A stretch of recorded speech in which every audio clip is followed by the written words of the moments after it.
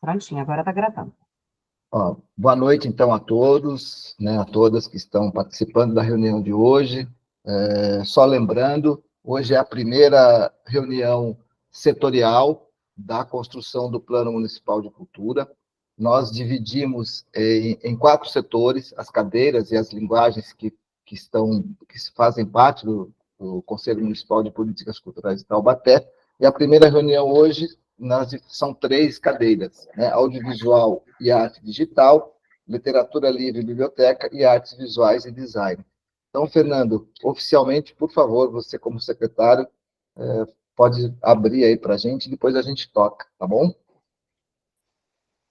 Boa noite, pessoal. Sejam todos bem-vindos a mais essa etapa da elaboração do Plano Municipal de Cultura. Quero agradecer demais o empenho de todos vocês, o pessoal do Instituto Ideia, o pessoal do Conselho, conselheiros, membros da sociedade civil e a equipe da Secretaria de Cultura e da Prefeitura de modo geral. Sejam todos bem-vindos, desejo a todos uma excelente reunião, que seja bem produtiva, com várias propostas que a gente consiga contemplar junto ao nosso plano. Um grande abraço e estarei por aqui ouvindo vocês.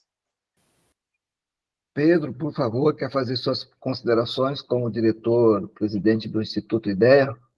Eu quero dar boa noite para todo mundo, dizendo que está sendo um prazer imenso, assim, tanto profissional quanto pessoal, estar trabalhando com vocês aí, conhecendo todos vocês, né? Dan, Leandro, Natália, Rafa, agora Ana Paula, né? Danilo, enfim, boa noite para todo mundo, para a Antonieta, que é minha colega de trabalho aí, né, que tem acompanhado as coisas, o trabalho de campo que a gente está fazendo, e bom trabalho para todos nós aqui. Obrigado, Pedro. Antonieta, eu sei que está em trânsito, se você conseguir, Antonieta, quiser dar uma palavra de boa noite, fique à vontade. Se você conseguir, fique à vontade. Não, escreve aqui no chat. Oi, pessoal, boa noite. Desejar uma boa reunião, que seja aí, né, realmente produtiva, e agradecer a oportunidade de estar construindo esse plano aí com vocês. Obrigada. Então tá, obrigado, Antonieta, obrigado, Pedro, Fernando. Gente, então, olha, nós temos hoje, de maneira bem prática mesmo, vamos tentar ser o mais objetivo e prático possível, fazer um levantamento, por isso que é interessante, eu agradeço demais as pessoas que são das demais áreas de música, de museu, né? Mas hoje a gente não vai tratar especificamente de música ou de museu, vai ter o dia certo para isso, então eu peço já, de maneira antecipada, desculpas, né? Hoje a gente vai tratar especificamente das demandas, das potencialidades, enfim, das fragilidades que Taubaté apresenta nessas 3 áreas que vocês estão representados aí hoje, né? Audiovisual e arte digital, literatura livre e biblioteca e artes visuais e design. Então, dentro de pensando o plano municipal... Deixa eu te perguntar uma coisa, Pedro, Marcos, só um minuto. Pois não. Eu sou produtor de audiovisual na cidade também, consumidor, produtor, conheço as debilidades, as fragilidades. Então, mesmo assim, eu não teria um lugar de fala e tal. Tem, não. O assunto, não, todo mundo tem lugar de fala. O assunto a gente sabe está elencado, né? Amanhã é a música e tal, está no nosso programa. Não, é só isso, né? Nesse Mas eu sentido. entendo. Só nesse sentido, mas todo mundo tem, por favor, todo mundo vai ter direito de fala. Nós não vamos levantar hoje demandas de outras áreas, Sim. É só isso, tá? Perfeito. Peço desculpa se me fiz Não, mal compreender. Tranquilo. Então, gente, olha, em nome do Instituto Ideia, né, a gente vai, assim, interferir o mínimo possível, tá? O espaço de fala é dos conselheiros, das pessoas da sociedade, fiquem à vontade, se inscrevam, né? A Natália e o Pedro podem, a Lauange já se inscreveu, e aí a gente vai tentando, enfim, né, num tempo razoável, a gente não tem intenção de ficar cortando palavra de ninguém, não é essa a intenção, mas pedimos que as pessoas, né, enfim, sejam práticas, objetivas, para a gente fazer uma discussão rica, e quanto mais dados a gente puder levantar, melhor será o diagnóstico que vai, enfim, alicerçar a construção do plano e, consequentemente, com um bom diagnóstico, melhores serão as metas, os objetivos, né? Ângelo, com você.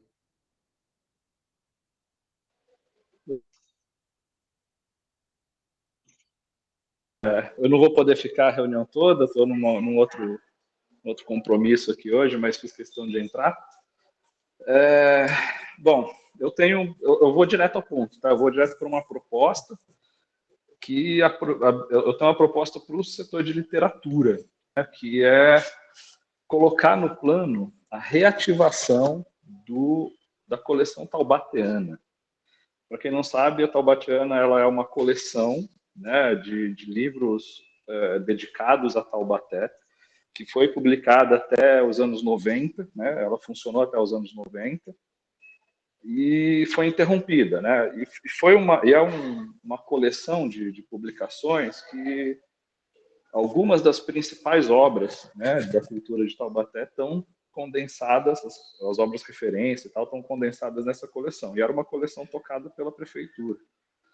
Então, a minha proposta está aí, está em reativar a coleção taubatiana, então, colocar isso ver a viabilidade financeira para isso, mas que nos próximos anos, né, a partir aí como a gente tem um PPA aí pela frente e tal, então, a partir de 2026, talvez, nós temos a coleção taubatiana reativada, né? O que é? Alguns autores eram contemplados e publicavam suas obras, né? Obras ligadas, obviamente, à temática de interesse da prefeitura e de uma comissão, né, que tomava conta da Taubatiana. E é isso. Eu não vou poder ficar, infelizmente, mas desejo aí um excelente trabalho. Ângelo, antes que você saia, era um chamamento público? Era por chamamento público? Os escritores ou eram convidados? Eram convidados, né? Ou ela não, a forma dos autores chegarem lá nem sempre era a mais republicana possível, né? E isso pode ser alterado também, né? É uma coisa que precisa aprimorar. Boa noite, boa noite. Tudo bom, meu querido? Tudo bem? Tá bem? Tudo bem? Beleza. Desculpa, gente. É uma coisa que precisa ser aprimorada, obviamente, né? A forma das pessoas acessarem, né, a Taubatiana. Mas ela foi foi um conjunto de publicações muito importante aqui no município, e boa parte da nossa história, da nossa historiografia ainda hoje depende dessas publicações. Então, ela é muito importante para a gente. Você tem noção, Ângelo, de quantos anos durou, mais ou menos, o projeto? Quando ela começou, salvo engano, a primeira publicação foi em 1974, salvo engano, ou 71, salvo engano. Então, 20 anos, mais ou menos, por 2 décadas, mais ou menos, ela funcionou. Foi. O último título, salvo engano, também foi publicado em 92. Então, cerca de 2 décadas, né? E era anual? Quase. Era anual? O Leandro está mostrando a capa do exemplar. Olha lá, o Leandro está mostrando a capa de um exemplar ali. Isso. Esses são 2 exemplares ali. Vê o ano aí, Leandro, só para a gente ter certeza de quando foi. Eu acho que esse da Figureira foi a última que foi publicado pela Taubatiana. Salvo engano também. Vê o ano. As Figureiras aí, é o número 21, que foi lançado em 2003. 2003? Ó, errei feio. E tem o número 17 aqui, que foi lançado em 2004, que é a história de Taubaté através de texto. Ok. Melhor ainda. Me recordo, agora isso me fez recordar o porquê que foi interrompida.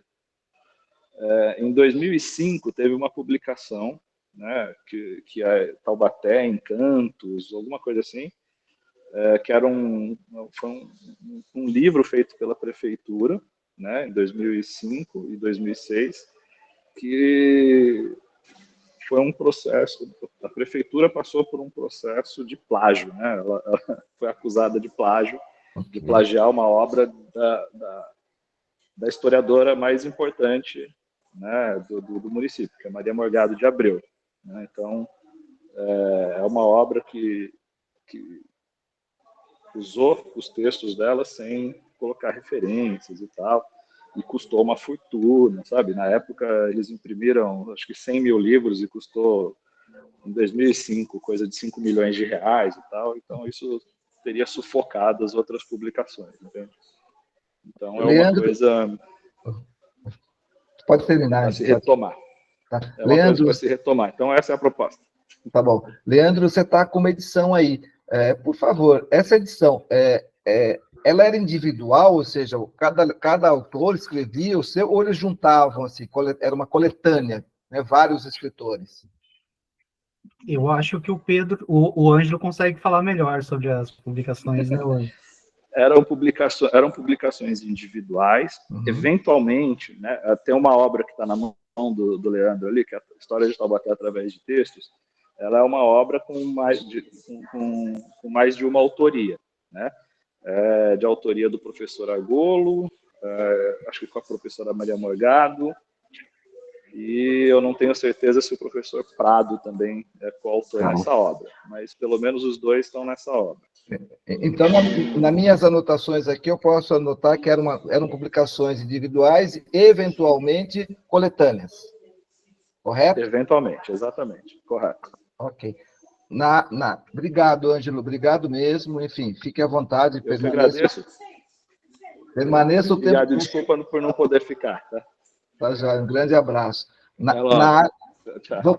Vamos pegar, então, ainda, né, a questão da literatura livre, biblioteca.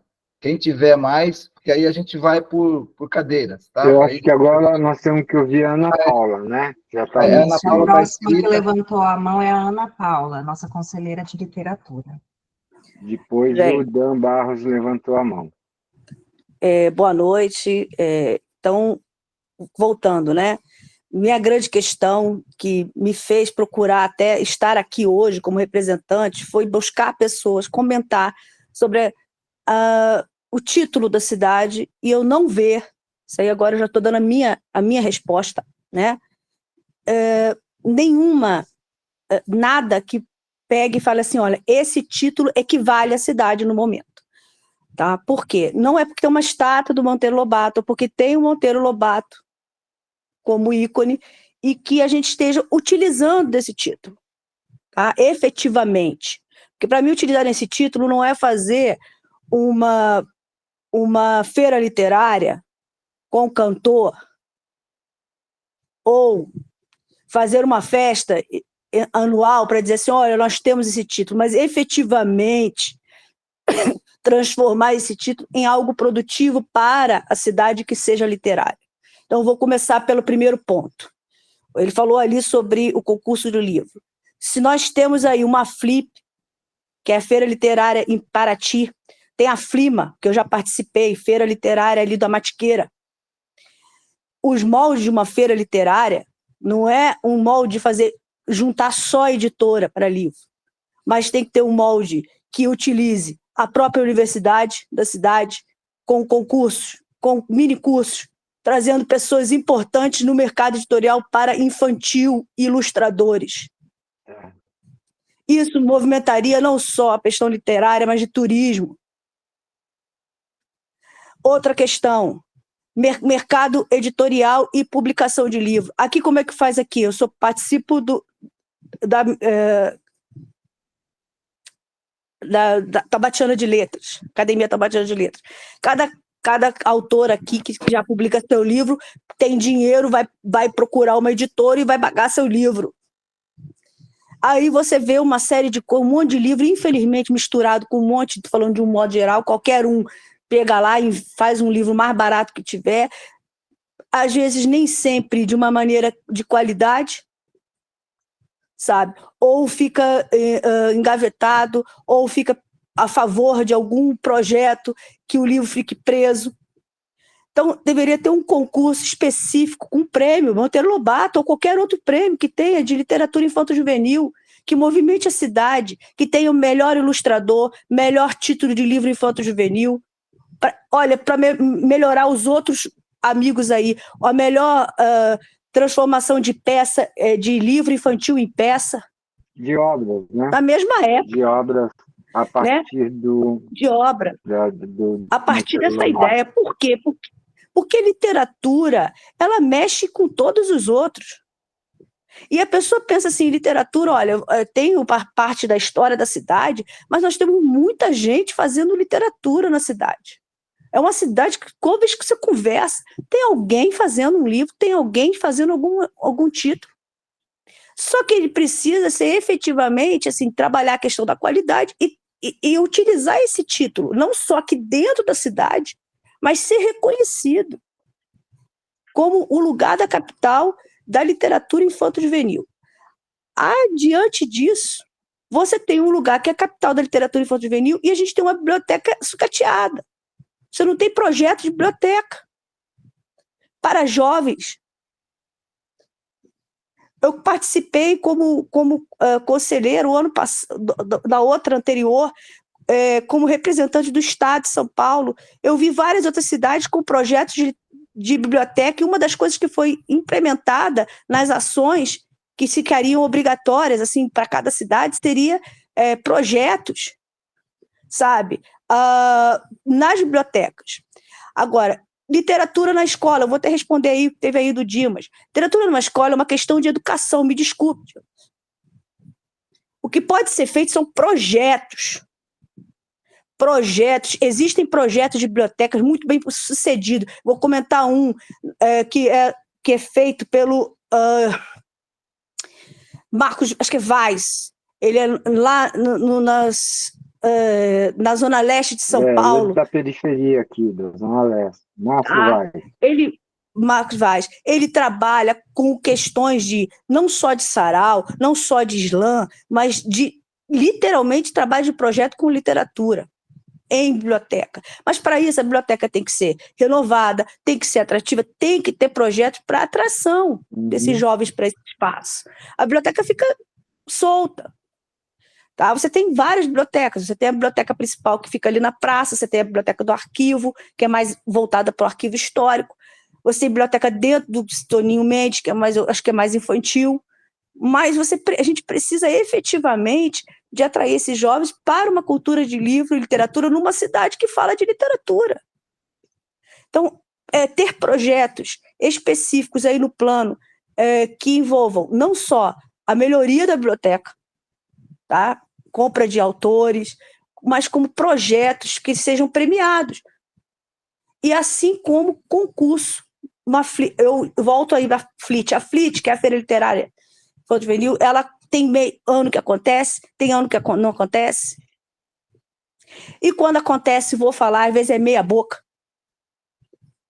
Meia boca. Fazem qualquer coisa, já vi coisa de tipo assim, faz uma feira aí, bota alguém para cantar e é a FLIT.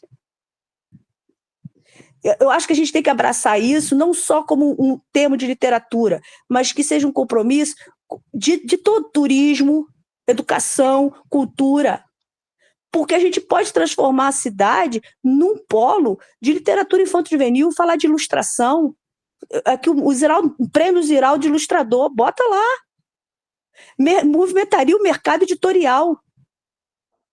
Efetivamente utilizar a cidade como polo de literatura. Sarau, voltado para isso. Não que eu esteja diminuindo as outras, inclusive, eu não digo isso, eu digo que pode ser alimentado, pode trazer recursos para que as outras aconteçam. Porque você hoje tem literatura em audiovisual. A literatura quebrou todos os espaços de segmentação. Hoje você tem poema em audiovisual. Hoje você tem a arte e literatura totalmente ligadas. Então, quando eu estou falando isso, eu estou falando que é uma pena, eu acho uma pena, literalmente eu acho uma pena, a gente ter uma cidade com tão rica história, tão rica de um título, e que a gente não vai ser utilizado. Muito bem. Sabe? Então, minha luta aqui, não é, eu não estou fazendo uma, assim, apontando quem não fez, nada disso, estou querendo dizer assim, que é uma tristeza para mim. Uma vez eu até cheguei, conversei com o Fernando, que eu fico preocupada de ficar falando com as pessoas assim, conversei com ele, uma doida que está aqui vindo falar sobre isso. Não, que eu sei que tem muita gente que gosta de ficar falando de boutique, sabe, de porta de esquina. A minha questão é, eu acho uma pena. Eu vou todo ano para Flip, todo ano eu vou para Flima, e eu acho que a gente está perdendo um rico. Eu até falei assim, olha, cara, a gente tem tudo na mão. Você tem ali, não só fazendo sítio de Pica-Pau só, não. Pode até utilizar, se você está com pouco recurso, junta. Você mora Monteiro Lobato e Flit. Faça a união para poder o dinheiro dar. Mas o que não pode é a gente tratar isso como se fosse uma feira de livro, editorial. Ana Paula, e que a gente... deixa eu te fazer uma pergunta. Efetivamente, assim, o que você propõe que seja incluído nesse novo plano municipal de cultura? A Flit. E dentro dela, um concurso literário de peso, em modo nacional, com um concurso de ilustrador para movimentar o mercado literário e para efetivamente fazer o nome. Essa é uma coisa. A segunda, projetos de biblioteca, melhoria de biblioteca e trazer projetos de biblioteca para a juventude na biblioteca. Inclusive, uma vez na reunião, alguém falou assim, porque o slam, ninguém fala do rap. Pode unir aí. Claro. São linguagens, né? São linguagens. Vão sendo... Igual o Marcos Vaz faz lá na periferia, ele uniu. Só um lembrando, é Sérgio Vaz, tá? É o Sérgio. Desculpa. Não, imagina, é só como... Todos nós esquecemos, pronto. Porque eu fiquei com o nome Vaz, porque eu olhei meu nome, aí ficou gravado na minha memória. Vamos abrir a voz para o Dan agora, para a gente poder... Né? Aí você volta depois. Depois do Dan, o Rafa já levantou a mão, tá? Por favor, Dan. Seu microfone está fechado. Agora abriu. Queria ser bem pontual, para não tomar muito tempo também. Tem algumas sugestões práticas, assim. A primeira delas é que eu acredito muito na incubadora de ideias que é a escola, né?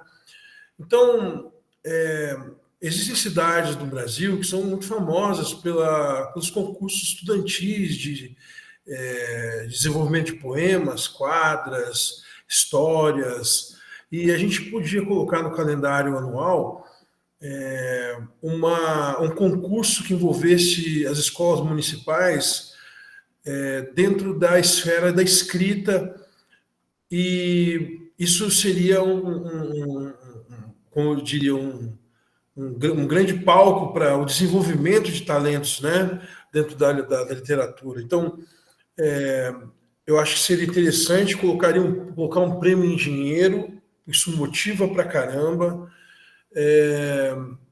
Esse prêmio pode ser também conectado com a impressão do livro dessa pessoa que primeiro, segundo, terceiro lugar. E quando a gente fala de slam, é muito bonito falar de slam e biblioteca, é muito bonito. Mas os jovens do slam, para caberem dentro de uma biblioteca, precisam de liderança.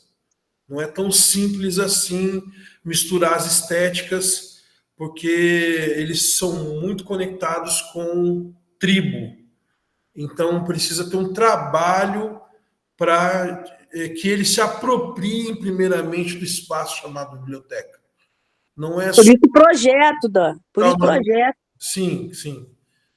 Então, assim, a ideia é fazer algo que aconteça durante todo o ano na biblioteca.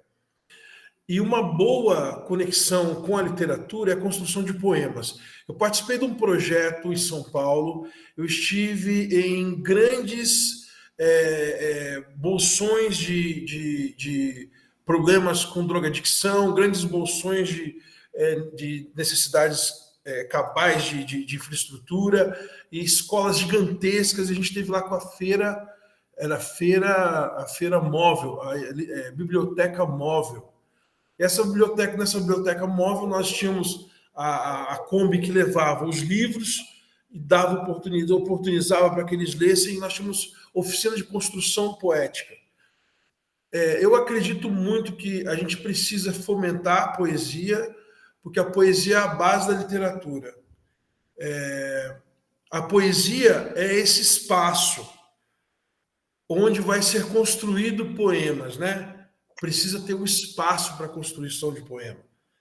E esse espaço tem a ver com sensibilização. Então, para você ter alguém inspirado a ler, você precisa primeiramente mostrar a necessidade disso. Então, eu acredito muito que conectar a construção de poemas com as políticas públicas voltadas ao hip hop seria uma ponte muito importante para conectar os jovens de quebrada, de bolsões, de grandes espaços urbanos, que nós temos grandes concentrações de jovens com pouco poder aquisitivo, porque através da literatura você salva uma alma, né? Quando a gente fala de sarau é muito bonito, mas não dá para um professor criar um sarau, ele não vai ser frequentado. Um sarau, para ser frequentado, porque quem precisa frequentar precisa ter condução de tribo. Então precisa ter o ator, o ator de cultura local que vai ser munido da possibilidade de conduzir isso na direção correta. Então, oportunizar a construção de poemas através de concursos diretos dentro da escola municipal, um concurso de construção literária talvez já infanto-juvenil, já perto da adolescência, né? Com temas não só perto do Monteiro Lobato, a gente tem inúmeras outras datas na cidade. A gente tem a Semana da Consciência Negra, a gente tem a data de comemoração a respeito de Zumbi dos Palmares, a gente tem a data... Então, são tantas datas importantes. Então, vamos lembrar disso. Taubaté não é só Monteiro Lobato, não é só Jeca Tatu, não é só Mazzaropi. A gente é muito mais profundo que isso. Então, eu acredito que o fomentar de concursos voltados à literatura juvenil, infanto-juvenil, é muito importante. Eu lembro que eu participei de uma competição, eu estudava aqui na cidade, no urbano, eu estudei no urbano num determinado momento, e eu participei do concurso, eu ganhei uma caixa de bombom, porque a minha poesia foi muito legal, e aquilo nunca mais saiu da minha cabeça. Pode estar conectado com isso? Pode não estar? Mas já escrevi livro, escrevo canções, escrevo músicas, eu vivo a vida como compositor e cantor hoje. Pode ter conexão? Talvez sim. Então, o que eu estou sugerindo é que a gente permeie a escola municipal de oportunidades e vamos pôr dinheiro nisso, porque o dinheiro, se a criança souber que ela vai ganhar porque ela está lendo, ela vai ler e vai entender que ler é um caminho para ganhar. E assim, é muito legal falar de literatura, mas a gente precisa de uma descarga de livros novos na cidade, porque você vai nas bibliotecas, os livros são velhos, não tem nada atual, não tem nada que apeteça a juventude de forma direta. A gente acha que livro tem que ser tudo velho, né, de autor antigo, e eu acredito que a gente precisa, como a Ana falou, tornar apetecível, né? Tem que abrir o apetite do jovem, do adolescente.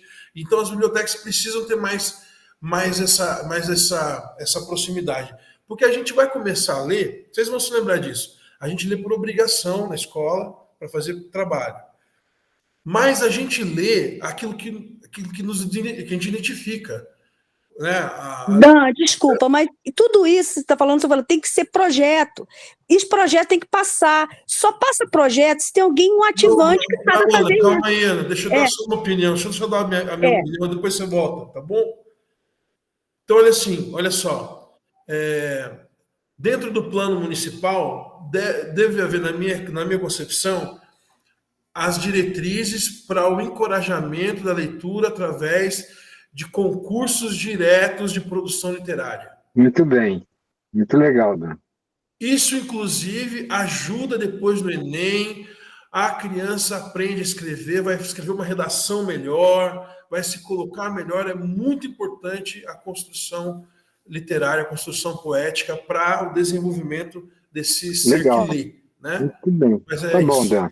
Só para dar uma ordem geral aqui, tem o Rafa, que já tinha levantado a mão, depois eu acho que foi o Leandro, na sequência a gente tem o Rogério, e por último volta a Ana Paula. Pode ser assim? Então, joia. O Leandro estava inscrito antes de mim. É? Então tá. Eu que me enganei aqui. Então, Leandro, por favor. Obrigado, Rafa. Olá, pessoal, boa noite. Bom, eu quero pedir licença porque elaboramos um pequeno texto, né, e algumas sugestões para que possam ou não entrar, né, no Plano Municipal de Cultura. Falando em nome da Setorial de Artes Visuais e Design, gostaria de começar dizendo que não acreditamos em um plano para a nossa cidade que não coloque a cultura e a arte no dia a dia das pessoas. A arte tem o poder de transformar e, quando ela está presente no cotidiano, não apenas em eventos esporádicos, mas em cada esquina, em cada praça, em cada escola, nós criamos uma cidade viva, criativa e acolhedora. A cultura não pode ser vista como algo separado da nossa realidade, algo para ser consumido apenas em momentos de lazer ou exclusivo para determinada classe social. Ela precisa estar inserida nas políticas públicas, nos espaços urbanos e na educação. Uma cidade que valoriza a cultura é uma cidade que se preocupa com a formação humana, com o bem-estar e com a criatividade dos seus cidadãos.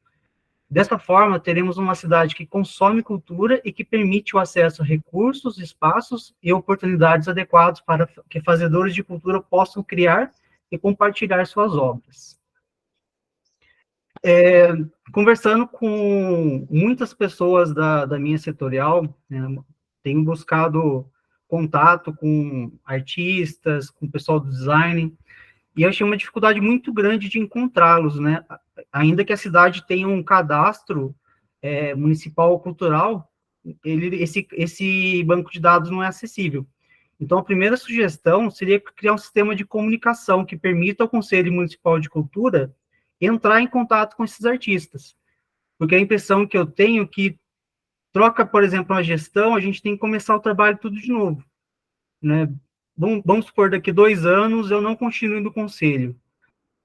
Como que eu passo esses contatos, toda essa conversa adiante, né? Eu acho que precisava ter um sistema que permita a gente se comunicar com os artistas, porque senão a gente não tem força para fazer nada, né?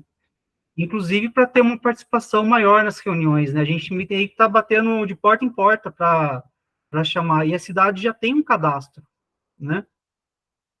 Então, a primeira sugestão seria criar um sistema que a gente possa comunicar com esses artistas.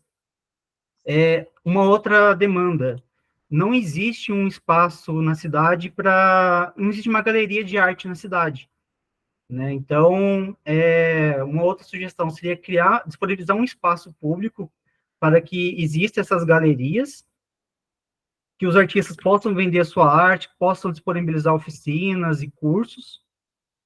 Gostaria de sugerir também um programa de residência artística, para convidar artistas de outras regiões, para trocar experiência, né? Eu vejo que essa é algo que é realizado em alguns locais e com bastante sucesso. Também sugiro a criação de uma agenda com as mostras de arte da cidade, e que essas mostras tenham premiação, porque o artista, aqui, eu não sei como fazem para sobreviver, sinceramente. Eu tenho pretensão de um dia de trabalhar com artes visuais, e eu não vejo como conseguir recursos com esse material. Então, gostaria de propor a criação de mostras de arte com premiações, a exemplo que acontece em várias cidades aqui da região. Pindamonhangaba tem, Ubatuba tem, e que essas mostras sejam realizadas com temas relevantes para o município, por exemplo, sobre folclore, povos originários, patrimônio, etc. Eu também gostaria de propor que no plano municipal de cultura tem algumas medidas que reforcem o plano municipal para a infância e adolescência. Existe um plano que já foi aprovado, né? Existe um prazo para ser criado, que são as CRIACs. São 6 unidades que vão trabalhar junto com os CRAS, focado em a jovens, a crianças, adolescentes, né? e eu gostaria de propor que seja incluído workshops e cursos relacionados a artes visuais dentro dos CRIACs.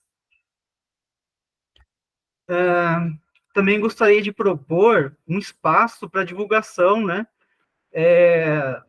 Eu chamei aqui de mapa da arte, seja nas mídias sociais da prefeitura, no site da prefeitura, que é difícil a gente encontrar as coisas lá, né?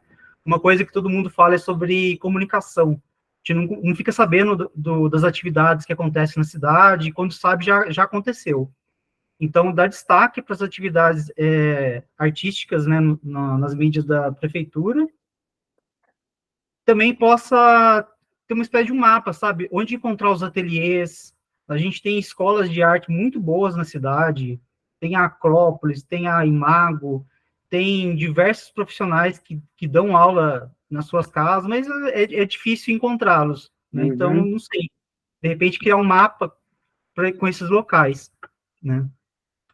Também gostaria de propor o desenvolvimento de murais para revitalizar os espaços públicos, como, por exemplo, pontos de ônibus, viadutos.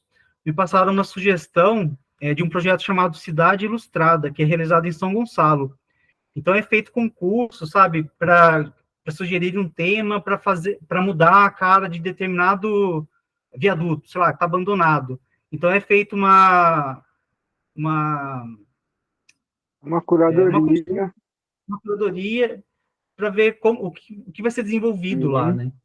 Sugeriram também esse projeto está incluso dentro dos CRIACs, que as próprias crianças, adolescentes, transformarem a região em que elas vivem. Leandro, dá uma licencinha para mim, se você me permite. Com respeito a esses projetos que você coloca, que são muito legais, esses de grafite, aqui tem algumas cidades aqui da Grande São Paulo que estão fazendo isso, e outras, como você citou, vocês já têm ferramentas para isso, né? A Lei Aldir Blanc permite que vocês escrevam projetos para realizarem essas atividades. Não, mas Lei Aldir Blanc é remendo, né, Pedro? Não, pera, não vamos discutir a Lei Aldir Blanc, que a gente estou só dizendo mas que que usa está quem colocando quiser. É que a opinião do Leandro é para que uma... isso seja parte do fomento geral da estrutura do DNA da cidade. Não uma lei de fora para remediar o problema da falta de grana. Eu não falei isso. Não ponha palavras na minha boca. Eu me dirigi ao Leandro dizendo que já existe essa possibilidade e a política nacional Aldir Blanc é para atender essas necessidades do artista.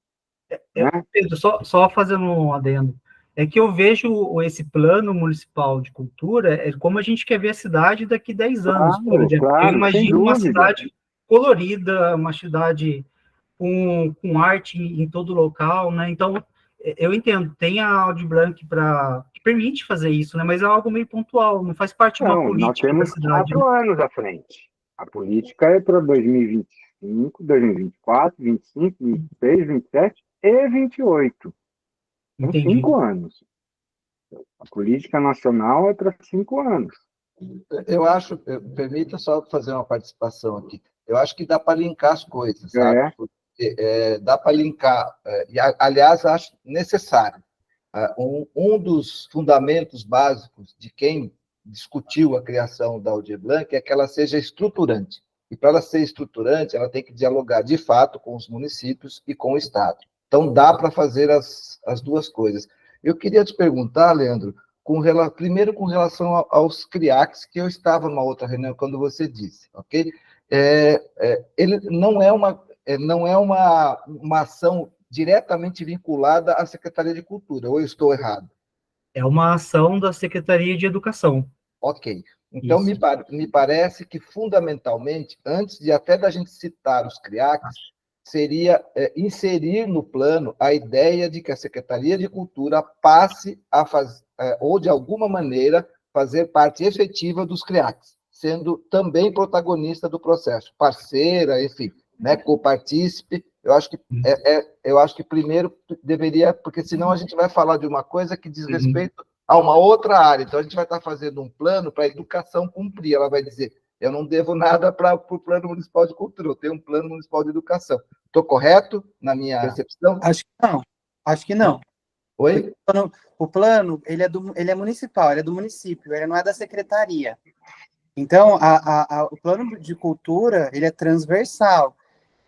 Algumas ações, elas vão entrar em transversalidade com outras secretarias e a gente como falar de cultura e não entrar na parte de educação. Então, quem que vai ter que resolver isso é a gestão.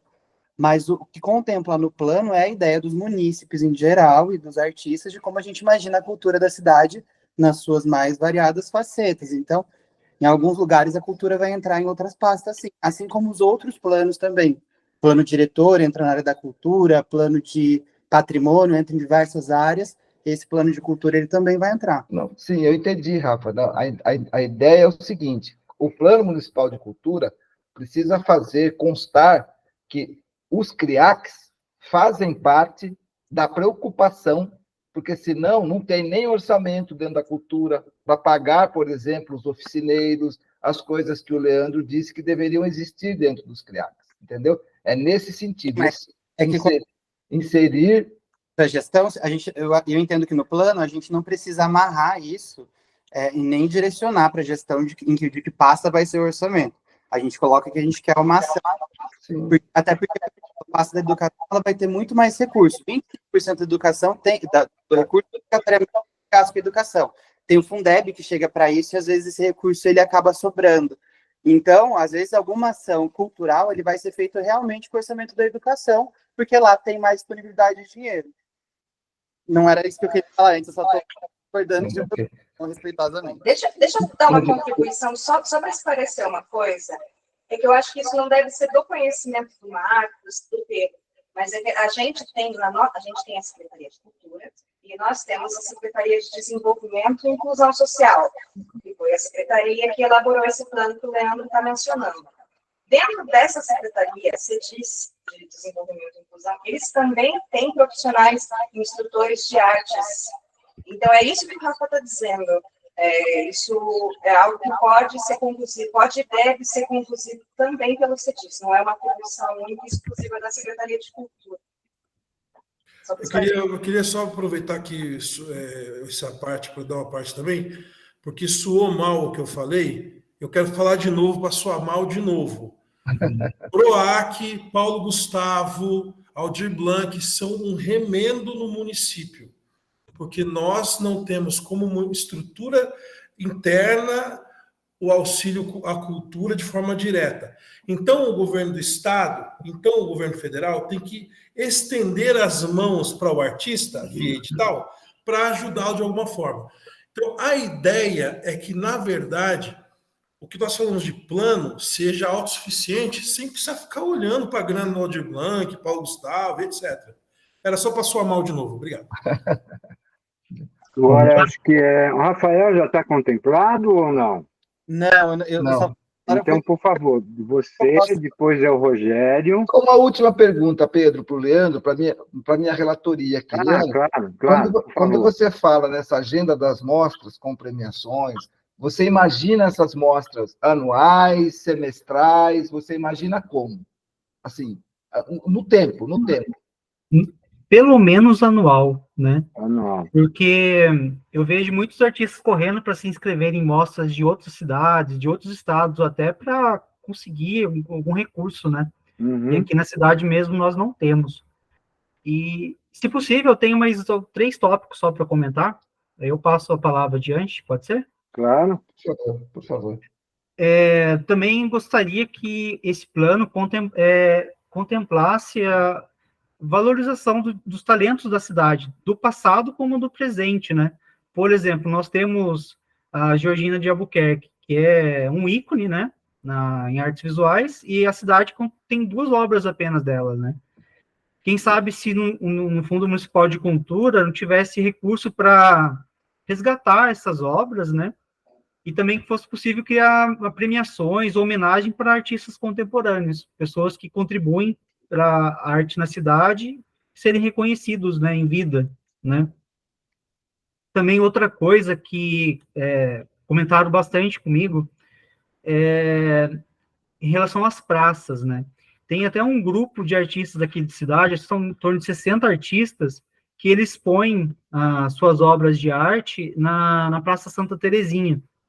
E a ideia deles é transformar essas praças em galerias a céu aberto, sabe? Que as pessoas possam visitar, conhecer o trabalho deles, quem sabe até adquirir uma obra, né? Mas falta o básico de infraestrutura, né? Não tem banheiros, não tem pontos de energia, eles improvisam, dependendo do horário, não tem iluminação. Então, é uma proposta que se crie realmente praças vivas, né? Não o que a gente tem hoje, né? São alguns locais só que tem movimento, geralmente à noite e só para alimentação. Uhum. Perfeito. E para finalizar, eu gostaria de mencionar a Escola de Artes Fego Camargo. É uma escola que hoje está na Secretaria de Educação e é meio que unânime. Todos os alunos e professores que eu conversei sentem que a escola perdeu um pouco da sua... como que eu posso dizer? De fazer arte, sabe? Ficou muito burocrático. Não sei se por estar ligado à educação, ela segue estritamente ali uma sequência, né? E a arte não é bem isso, né? Cada um tem um ritmo, tem um estilo, e eu acho que isso se perdeu um pouco quando ela passou para a área da educação. Eu acho que a escola ela tinha que ter uma administração em conjunta, tanto com a Secretaria de Educação, como a Secretaria de Cultura, e ser um espaço mais integrado com os outros equipamentos da cidade. Por exemplo, alunos se formam em artes visuais e eles não sabem o que fazer depois. Uhum. Sabe, qual o caminho? E não tem isso, sabe, não tem essa preocupação. Então, minha sugestão é que a escola possa também estar integrada à cultura. Ser integrada a isso. Tá bom. Qual é o nome da escola mesmo, Leandro? Escola de Artes, Maestro Fego Camargo. Agora, está contemplado, Leandro? Sim, Sim? eu acho que sim. Então tá. Eventualmente, se quiser, depois você levanta a mão novamente. Agora vamos ouvir o Rafa. Obrigado. E depois o Rogério. E depois a Ana Paula e me parece que a Natália também levantou a mão. Gente, deixa eu perguntar uma coisa. Vocês já terminaram todas as territoriais, né? Não. Falta ainda. Não. Falta algumas territoriais? Mas as que vocês já fizeram, vocês têm uma média assim, de noção de quantas bibliotecas a gente tem nos bairros? Não, ainda não. Porque, assim, eu não sei exatamente, mas eu conheço... a Ana Paula estava falando de 3 bibliotecas, a da praça ali, a biblioteca que tem lá dentro do Centro Cultural, também tem a Biblioteca Monteiro Lobato, né, lá do sítio, enfim, são umas 4 bibliotecas só que a gente tem na cidade, e as bibliotecas dos bairros que tinha antes, elas meio que foram acabando. Tinha uma biblioteca que ficava aqui na rua da minha casa e ela fechou, virou depósito de placa. Tem no SECAP também uma. Tem no SECAP. Então, e aí são poucas bibliotecas. E tem uma no Quirim também, Rafa. São poucas bibliotecas que a gente tem na cidade. E antes a gente tinha mais disponibilidade de biblioteca. E eu tenho uma tecla que eu estou insistindo bastante, que é que a prefeitura ela pode, e eu acho que deve fazer um edital de ocupação dos espaços públicos, mesmo que sejam praças, mesmo que sejam parques, essas antigas bibliotecas que estão abandonadas, as escolas de samba que já tem um trampo lá, porque aí a gente pode pensar no modelo de parceria com essas instituições, com esses artistas, né? A gente faz um edital de ocupação, tem um espaço ali, a prefeitura abre o edital, e aí o grupo, o coletivo que quer ocupar esse espaço, ele lança uma proposta de programação, de ações que ele vai desenvolver com a comunidade para ocupar esse espaço. E aí, como a gente faz no SUAS, eu acho que a prefeitura a Secretaria de Cultura tem condições de fazer. Você olhar essas instituições, então, como instituições parceiras, que já estão movimentando cultura ali no bairro e tal, e aí você pode abrir, por exemplo, como o SUAS faz. Essa unidade aqui, ela tem os critérios para receber uma biblioteca, ou uma sala multilinguagens, né, que vai ter um espaço de leitura, vai receber alguns computadores, vai receber um material suficiente ali para que aquela entidade que já ocupa um espaço público tenha ali uma sala multilinguagem, com computadores, que ela vai poder usar para outras coisas, mas também ela vai ter um compromisso de ter uma prestação de conta, sei lá, mensal, de quantas pessoas ela atendeu, quantos livros foram emprestados, devolvidos. A prefeitura livros para lá, né? Então a prefeitura podia reativar essas bibliotecas nos bairros, criando quase que pequenos centros culturais mesmo, apoiando os espaços culturais, os territórios de cultura, inclusive cedendo esse espaço para eles com esse edital de ocupação. Então essa é a minha proposta 1. Não sei se eu falei muito rápido, não sei se ficou confuso. Foi claro, Qualquer coisa. foi claro, Rafa. E aí, a minha proposta 2. A gente tem uma biblioteca, que é a Biblioteca Zumbi dos Palmares, que é uma dos maiores acervos do estado de São Paulo sobre cultural tal. Então, acho que tem que ter no nosso plano, e está específico ali, que essa biblioteca ela tem que ser valorizada enfim, de qualquer maneira, não sei como, mas a gente precisa, tá explícito ali que precisa de um projeto de valorização dessa biblioteca. E aí, tem uma coisa que eu acho que fazia Taubaté ter uma cara de capital nacional da literatura infantil, que eram quando os parques eles estavam ocupados por projetos de artistas, né? Contratavam-se estagiários, eu fui um dos estagiários, e a gente fazia contação de história no parque, a gente tinha lá nosso espacinho de leitura também, a gente fazia peça de teatro dos contos universais, isso em todos os parques da cidade. Então, você ia lá numa quarta-feira de manhã, tinha alguém para te contar uma história, uma peça de teatro acontecendo, você sentava na grama e lia um livro, e isso eu acho que fazia Taubaté ter uma cara muito bonita de capital nacional da literatura infantil.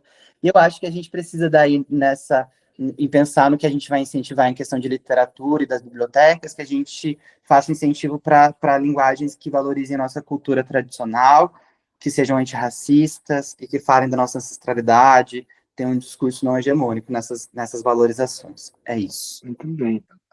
Rafa, quando você fala dessa dar vida aos parques, que você mesmo atuou, né, o público era espontâneo? Ou, por exemplo, as escolas levavam os estudantes lá para assistir a contação de história, ou seja, existia uma iniciativa de se levar o público, ou era um público espontâneo?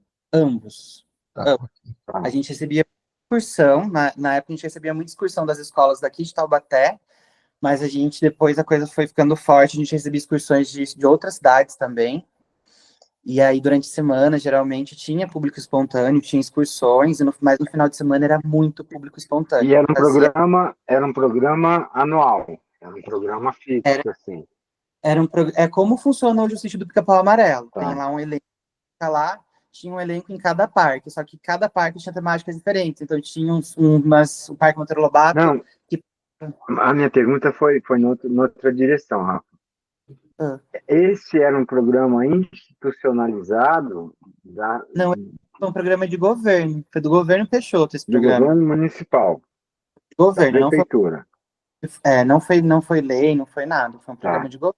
Tá. Ok. E aí, mas era isso, tinha esses estagiários que eram contratados, e assim, final de semana a gente chegava a atender 4 sessões com 200 crianças cada. Era muita gente, muita gente. E movimentava mesmo os parques, era muito legal. E tem uma galera hoje que está se formando na Feu Camargo, está virando ator profissional e tal, e que fala que teve contato com o teatro porque assistiu, me viu lá no parque. Então, realmente teve e como eram nos bairros também. Está muito rica aqui a conversa. Porque o que você está propondo dialoga com o que a Ana Paula estava colocando, né? De fazer jus à capital da literatura infantil, enfim. Tinha uma estrutura de produção, Rafa, ou seja, por exemplo, os estagiários, os atores, para chegar até as praças, se elas fossem um pouco mais distantes, tinha transporte, enfim. Não, a gente era sediado nos parques, então cada parque tem o seu espaço lá, os parques já têm teatros construídos que estão abandonados, o Parque do Itaim tem teatro, o Parque do Quiririm tem teatro, o Parque Monteiro Lobato tem teatro, e que eles estão abandonados, então a gente ficava sediado nesses parques. Rafa, não sei se você lembra, aqui no Horto, que eu cheguei aqui em Taubaté, eu não sou de Taubaté, né? Há 15 anos atrás, meus filhos assistiram o Mágico de Oz num sábado, todo sábado. E o ator principal era ele. Me assistiram. Então, maravilhoso. E eu falo, literatura. Não necessariamente abrir um livro e contar uma história. Aí a gente está unindo 2 setoriais. Exatamente. E é esse o propósito aqui, colocado pelo Pardinho, inclusive. Por isso de ter essas linguagens para ver onde é que a gente encontra ponto de contato, diálogo. E vocês tinham, quando eu acho que o Pardinho perguntou de estrutura, eu acho que ele quis talvez, eu acho que ele quis ir mais além. Aí você respondeu em parte que já tinha, nesses parques, tem uma infraestrutura, tem um teatro. E vocês recebiam de que maneira? Vocês tinham alimentação, tinham transporte? Como era a estrutura, Rafa? Era contratado como monitor, como Tá. estagiário. Então a gente recebia um salário Uhum, mínimo, e era isso. A gente tá, trabalhava 6 horas por dia, 5 dias por semana. tá. E Vocês aí, recebiam uma bolsa, praticamente. isso aí tinha os testes lá, e aí na hora de pedir as vagas, a pessoa que estava lá, tinha um servidor que era concursado, um servidor de confiança da prefeitura que coordenava aquele espaço, e ele fazia teste, né? Então ele pedia uma pessoa que soubesse fazer figurino, uma pessoa que soubesse fazer cenário, ator com esse perfil, atriz com aquele perfil, e montava um elenco com técnicos também.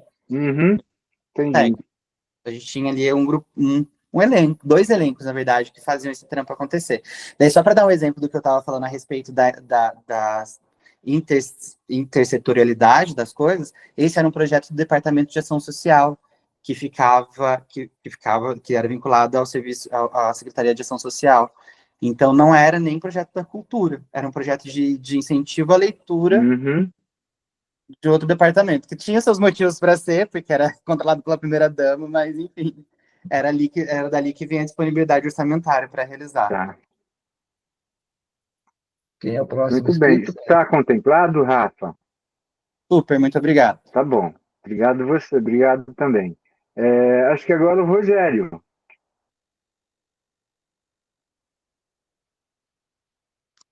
Olá, boa noite. Oi, Me ouvem? Rogério, boa noite.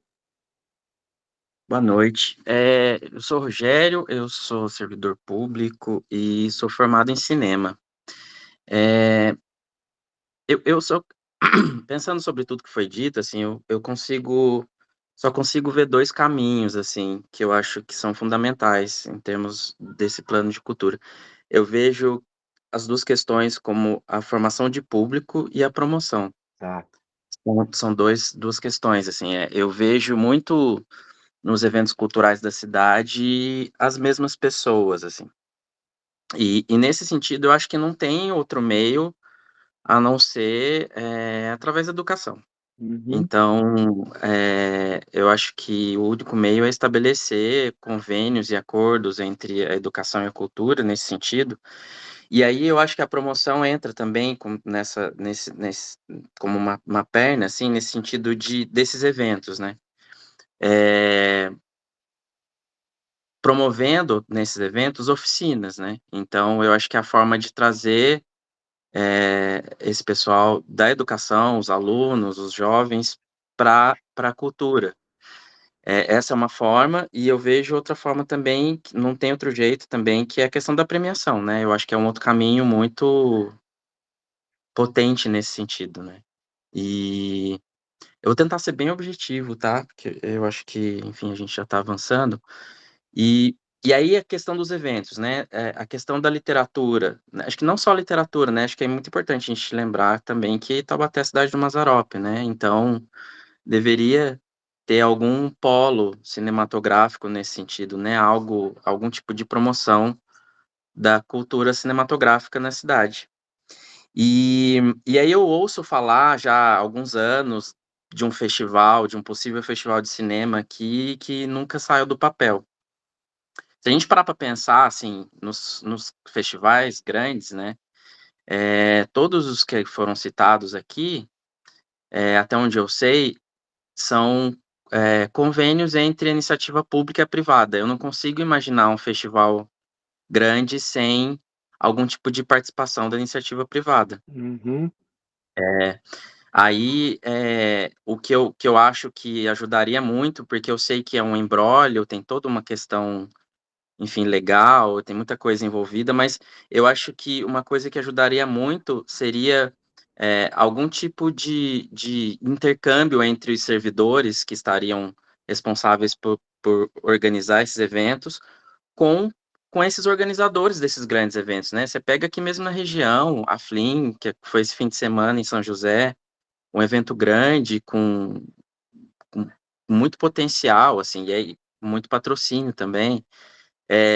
Eu acho que é a única forma que eu vejo, assim, sabe? Tentar, de alguma forma, desvincular. Por exemplo, o Festival de Cinema de Paulínia foi um festival grande que durou, se não me engano, uns 4 anos, um tempo de uma gestão. Saiu o prefeito, acabou o festival, né? Então, quando você tem um evento muito atrelado e completamente refém da iniciativa pública, eu acho que é muito difícil manter isso, porque a gente sabe como funciona essa coisa cíclica. De gestão, né? Acaba, sai o gestor Exato, e o exato. outro não dá continuidade no projeto. Rogério, de forma bem prática, assim, quando você fala na iniciativa privada, você usou até o termo patrocínio. Eu não sei, e fica uma questão aqui, não sei se Taubaté tem lei de incentivo fiscal própria do município. Quando você fala em iniciativa privada, automaticamente você estaria vinculando algum tipo para a iniciativa privada ter algum tipo de incentivo fiscal para que ela possa participar, ou você acha que seria patrocínio direto mesmo? Você acha que existe essa possibilidade? Não sei te dizer. Eu nunca fui, me aprofundei nisso, eu não sei como funcionam esses festivais maiores, assim, que a gente conhece, a Flip, por exemplo, eu não sei como funciona isso. Eu imagino que seja possível, tanto por um lado quanto pelo outro, assim, eu não sei, talvez o Rafa saiba dizer, na questão legal, enfim, como se estrutura isso, mas eu realmente não consigo ver outra forma, assim, a gente vê iniciativas, como a Fleet aqui em Taubaté, mas sempre esbarra nessa questão do dinheiro, né, que se a qualidade do evento é ruim, eu tenho certeza que não é por falta de empenho das pessoas envolvidas, e sim pela questão do financiamento, né? Eu entendo perfeitamente, Rogério, que você fala do Mazzaropi, porque eu sou de Salto, eu moro em Salto, que é a terra do Anselmo Duarte. Sim. Né? Então, a gente padece aqui mais ou menos coisas muito parecidas. Ou seja, e aí tem uma universidade boa de cinema, né? Sim, né? Então, e eu coordenei um ponto de cultura chamado Anselminhos Pagadores de Promessas. Né?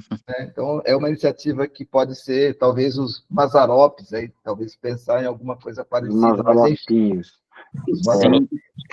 Normalmente, eu acho que a gente tem que aproveitar muito esse timing, esse momento, né, que veio com a Paulo Gustavo, assim, de uma produção efervescente na cidade, né, e tentar fazer com que promover essa vertente, né, essas pessoas, esses artistas que estão se enveredando por essa área, né.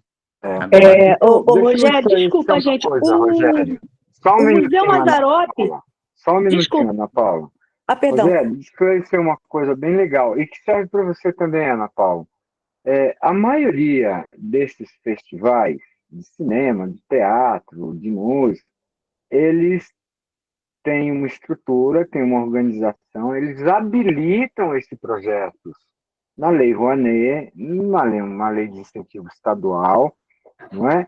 E sempre em parceria com o poder público. Então, o poder público entra com infraestrutura ou com determinadas coisas, e o recurso financeiro grosso para pagar cachê, pagar empresa, sempre é por meio de leis de incentivo. Né? Agora, o que eu acho importante, e aí é pertinente constar no plano, não um projeto de festival de cinema, mas que tenha uma promoção ou um fomento para se instituir, para criar um polo ou criar um movimento de cinema dentro do município, junto com a cadeira de artes visuais, por exemplo. Isso é pertinente, o Pardinho pode até confirmar isso para mim ou não. Desculpe, Ana Paula, pode falar. Perdão, é que eu quis só dar um adendo, porque o Museu Mazzaropi, o Cláudio monta todo ano, Rogério, eu não sei se teve a questão da pandemia, deu um corte, um festival de cinema que, eu estou falando isso porque você está falando da questão pública e privada, ele tem essa coisa de incentivo de lançar, ele lança um festival de curta-metragem, tá? eu acho importante, né, essas parcerias, inclusive o Cláudio é super aberto a isso, até conversamos sobre isso, né, de ter essas parcerias, porque ele já tem esse know-how, né, teve lá, eu fui, inclusive participei do curta-metragem, foi nacional, tá? Teve vários prêmios e tudo, mostrou, foi muito interessante. Claro que precisa de uma parceria maior, e eu acho que a ideia ali do Pedro foi sensacional, um polo. Eu acho que ter esse polo e essa parceria, eu só dei esse adendo, porque ele falou sobre o Marcos e você falando sobre essa questão entre o público e o privado, porque o Museu Mazzaropi é um museu privado, que faz uma série de projetos de incentivo de parceria, tá? Não sei como funciona internamente a questão administrativa deles, mas já participei de alguns eventos que teve essa parceria, só para dar um adendo. Legal, foi isso que eu quis dar, só uma observação sobre isso. Tá bom. Rogério, quer concluir, por favor? Não, acho que é isso mesmo que eu tinha que dizer. Isso. Tá bom. Valeu, gente. Agora acho que é a Natália, né? Depois a Natália, mais algumas pessoas levantaram a mão aqui. Deixa eu ver as duas que foram, que eu não sei quem são. Depois da Natália sou eu, de novo. Ah, é verdade? Natália, só para dar um recadinho para o Dan, eu já contemplei aqui, tá? Eu já anotei aqui a questão do laboratório de audiovisual, tá? Já está contemplado aqui. É um formato bacana que a gente vê no CEL, em São Paulo, né? O CEL tem laboratórios de audiovisual com mentores disponíveis para ensinar a tecnologia, usar as câmeras, iluminação, edição, gravação de áudio. Isso é uma coisa que seria muito vanguardista aqui. Muito legal. Natália, bora lá. Depois nós temos o Jonathan. Depois a Natália é o Jonathan, depois a Ana Paula. É isso? Bora lá. Não, eu estou antes do Jonathan. Tá. Vamos ouvir a Natália. Eu vou ser breve. Eu levantei a mão, gente, e eu já fui super contemplada pela fala do Leandro, quando ele fez as considerações dele sobre a setorial das artes visuais. Eu sou funcionária da prefeitura, me envolvi com toda a burocracia da prefeitura, mas a minha área, a minha setorial são as artes visuais. Eu sou instrutora de artes visuais da prefeitura. E a gente, lá no museu, no nosso museu, a gente tem realmente uma demanda muito grande de espaços para receber exposições. A gente tem um espaço lá dentro, mas a gente precisa de mais lugares onde a gente possa montar exposições dos nossos artistas. E aí eu sinto falta também de salões de artes com premiações para esses artistas. E mesmo nas mostras de artes que a gente faz hoje lá na área de museus, a gente recebe obras para participar dessas mostras. Gente, vem de outros estados, as pessoas vêm de vários lugares. Seria muito melhor se a gente puder oferecer um prêmio, né, para esses participantes. Mas eu gostaria realmente de dar uma ênfase nesses casos para os nossos artistas daqui. Então, não sei, um exemplo disso seria, por exemplo, teria lá esses salões de artes, teria lá o primeiro, segundo, terceiro colocado, de acordo com algum critério, mas aí também teria um prêmio aquisitivo, independente dessa premiação principal. O prêmio aquisitivo seria para premiar ou, não sei, ou artistas que sejam de Taubaté, ou que estejam pintando alguma temática relacionada a Taubaté ou a região, e aí seria também uma forma da gente obter obras para o nosso acervo, né? Alimentar o nosso acervo do museu. Tá. É isso. Muito legal. Minha contribuição. É a Ana Paula ou é o Jonathan? Eu acho que sou eu. Então, bora lá, Ana. Vamos lá. Eu quero deixar uma observação sobre a questão de projeto, quando eu falei sobre projeto de literatura, que eu acho que não... eu estou falando no projeto, no molde, inclusive, quando você falou de lei, Rouanet, etc., projeto que tem que ser aprovado, inclusive o seu agente e a capacidade dele de fazer isso. Porque não adianta colocar... Eu estou falando isso porque eu vejo muita gente com boa intenção, eu vou pegar um livrinho, vou sentar na praça, vou fazer um projeto e tal, mas ele efetivamente não é algo que fique. Quando você falou assim, eu vou dar uma explicação. Eu escrevo projeto. O projeto ele pode passar ou não na lei, ele não é fixo. Então, independe, por exemplo, se naquele ano foi premiado um projeto ótimo, de outra coisa, de tal coisa, de música, disso, daquilo, outro de literatura, mas aquele, então, naquele período não foi aprovado, então não tem. Então, quando eu estou até unindo o que eu falei com aquilo que os outros colegas falaram que tem representatividade aí, projetos que unam aí, ó, igual falou ali, a apresentação de peças nas praças, é um projeto que cumpre, que já viu que deu certo, para projetos, mas projetos de quando a gente fala de biblioteca, não é só pegar a biblioteca e falar, comprei livro e botei alguém para ler, não, sabe? Não. É projeto que, efetivamente, quando eu falei projeto, inclusive que tem que ser aprovado, falar, olha, esse projeto aqui dá caldo, tem um agente, a gente quando vai se inscrever não tem lá todo o histórico que a gente coloca lá, de alguém que possa participar, não basta ter boa vontade. Sabe? Isso é uma coisa que me preocupa nesses tipos de projeto. Então deixa eu ver se eu consigo te tranquilizar um pouco. Porque nesse encontro de hoje, a gente não está discutindo projeto. O que nós queremos é diretrizes que sejam colocadas num plano municipal de cultura que propicie lá adiante ter pessoas que tenham acesso a projetos. Não, hoje nós queremos ter quais são as nossas... Mas quero dizer que seja mais criterioso. É isso que eu estou querendo dizer. Critério, então, que dentro dessa lei tenha critério, né? Os critérios vão ser estabelecidos lá na frente por uma comissão julgadora, por um conselho curador. O importante é que no plano municipal de cultura tem uma diretriz voltada para fomento à literatura, fomento ao audiovisual, fomento aos museus. É isso que nós precisamos ter clareza e ter, sobretudo, mais que clareza, ter bons argumentos para fazer esse projeto, esse plano, para fazer esse plano ser aprovado e ser cumprido. E o que acontece, Pedro, por que eu estou levantando isso? Eu sei que a gente está falando do plano, que a gente sempre teve, teoricamente,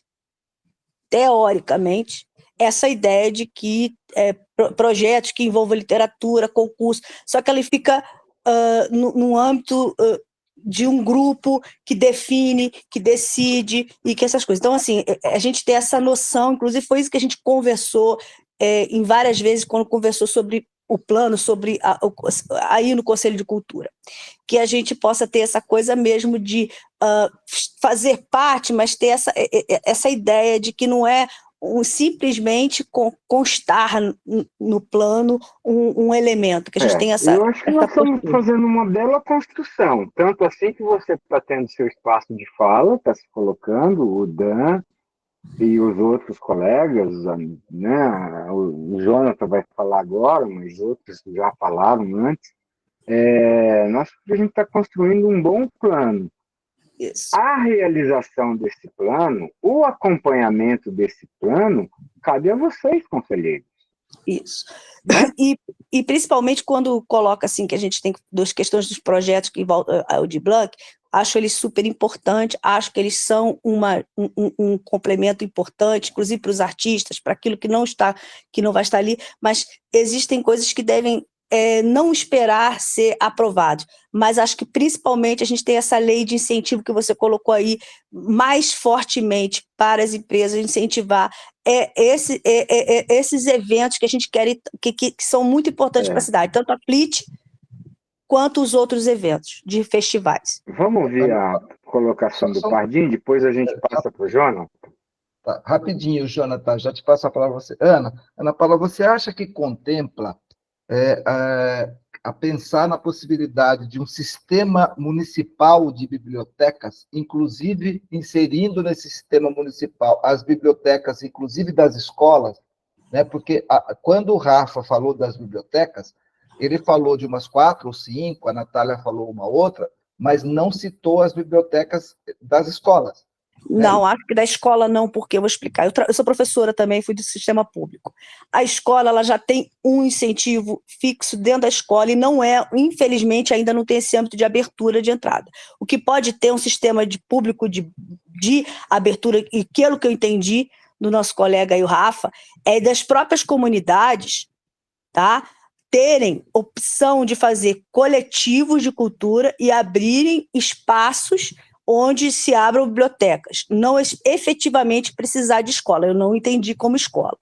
O que eu entendi é o seguinte, lugares periféricos, que as pessoas têm dificuldade, inclusive na biblioteca do centro, ou na biblioteca do Tony Mendes, existem locais de distância, onde podem se abrir espaço para coletivos de cultura, movimentar projetos e ali ter um espaço de biblioteca para projetos de biblioteca nesses locais periféricos. Pelo que eu entendi do Rafa, foi isso.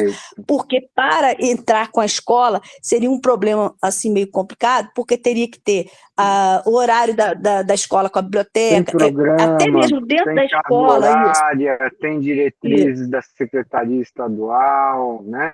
Enfim, isso. Legal. Jonathan, chegou a sua vez, meu amigo. Tudo bom? Oi, gente, boa noite. Eu gosto muito de ouvir principalmente sobre o FLIT, porque é uma ação que eu gostava muito que tinha aqui em Taubaté, e eu achava que ela tinha uma grande oportunidade de criar novos leitores, criar novos escritores e tudo mais. Eu ouvindo, acho que a maior parte da minha fala já foi contemplada, mas só queria deixar essa ressalva, sabe, dessa importância desse trabalho. Eu lembro que em uma das edições, inclusive, foi criado um livro através de questionamentos e conversas que as crianças das escolas tiveram com pessoas dos bairros. Então, por exemplo, o bairro Monjolinho escolheu uma pessoa que representava o bairro para falar com ela, para entrevistar essa pessoa. As crianças fizeram essa seletiva, e aí foi criado um livro com histórias de pessoas que representavam cada bairro da cidade. Então a FLIT, quando você fala FLIT, é a Feira Literária de Taubaté. Isso, de literatura infantil de Taubaté. Como é que é? Feira Literária Infantil de Taubaté. Feira de Literatura Infantil de Taubaté. O I, então, é infantil, tá. Isso, o I é de infantil. Legal. Acho que nós temos infantil agora... juvenil. Isso, verdade, Ana Paula. Infantil juvenil. Você está contemplado, Jonathan? Tem mais alguma coisa a falar? E aí, em relação aos espaços, em relação aos espaços de exposição e tudo mais, eu acho que hoje a gente tem alguns espaços dentro das escolas, e aí sempre voltando para as escolas, que poderiam ser contemplados. Vou citar alguns exemplos. A Escola Feio Camargo, ela tem o espaço, agora eles reformaram um espaço que é um espaço para exposição de artes visuais. E, por exemplo, lá é aberto ao público, mas o público ainda não sabe disso. Tá. Então, um outro exemplo, o registro. Na Escola do Registro. Alguém comentou aqui hoje no nosso encontro sobre comunicação, ter agenda, eu acho que foi o... Sim, mas eu falo também de ter um fomento, de ter uma rotação de obras, por exemplo. Então, vai ser criada uma exposição, então a exposição, esse mês vai ficar nesse espaço, mês que vem vai para um outro espaço, para que ele rode a cidade. Tem um calendário e uma itinerância. Isso, porque, por exemplo, existe lá no registro, a Escola do Registro, que é um bairro bem mais afastado, ela tem um teatro que não é usado. Atualmente, o teatro é usado como um galpão, literalmente abandonado. Então, é um local que poderia não ser necessariamente só para teatro, mas que ele pudesse ter exposições, que multiuso. a população de lá, que é um bairro mais afastado e tenha mais dificuldade de vir, possa acessar a arte lá naquele espaço. Assim como outras escolas que têm salas multimídias. Eu sou da educação, então, por exemplo, tem a nosso sistema hoje tem uma escola que é contemplada, que ela é beirando Caçapava. É um bairro muito distante, eu já fui visitar esse colégio. E ele tem salas multimídias, salas amplas que poderiam ter, por exemplo, exposições. São outros modelos, né, João? São outros modelos já, aí a gente está numa área técnica para outras, mas eu falo experiências que já aconteceram. Isso, mas a ideia é que tem uma pesquisa desses espaços que são públicos e poderiam ser usados para essas rotas itinerantes de obras de arte, de literatura também. Vocês próprios do Conselho podem ter essa ousadia, né, de fazer um levantamento dessas questões. O plano de cultura, ele tem a força de um plano de cultura. Perfeito. Exatamente. Então, eu acho que agora, depois... Está contemplado, Jonathan? Sim. Eu acho que daí... Então, acho que a gente tem a Michele e depois o Abraão. Por favor, Michele. Olá, boa noite. A minha fala aqui é um pouquinho sobre cada área, assim, que está em debate hoje, né? Primeiro que, assim, nós temos museus na cidade que lidam com vários assuntos, assim. Então, nós temos museus audiovisual, que é o Mistal, temos museu de arte, temos museu de história, temos museu literário folclórico. Então, assim, todas essas demandas, assim, que vocês abordaram, falaram, podem ser contempladas dentro do espaço do museu também. Então, a minha questão de trazer essa questão é que algumas dessas ações possam ser realizadas nos espaços da cidade, nos espaços museológicos. Inclusive, há algumas iniciativas em andamento para contemplar essas áreas, né? Especificamente falando sobre audiovisual, nós temos o Museu da Imagem e do Som de Taubaté, o Mistal, que é um museu que lida com audiovisual. Nós temos uma iniciativa, que é um programa, né, na verdade, do governo do estado, relacionado ao Museu da Imagem e do Som de São Paulo, que ele acontece nas cidades do interior. Atualmente, nós temos parceria com esse programa. Esse programa ele visa fomentar e levar atividades audiovisuais de formação e difusão para as cidades do interior, e aqui nós recebemos por meio do Mistal. Nós costumamos receber mensalmente oficinas de audiovisual. A última, por exemplo, foi uma oficina de dublagem. Já tivemos oficinas voltadas para falar em frente à câmera, já tivemos oficinas de roteiro, fotografia, entre outras linguagens, assim, entre outras áreas.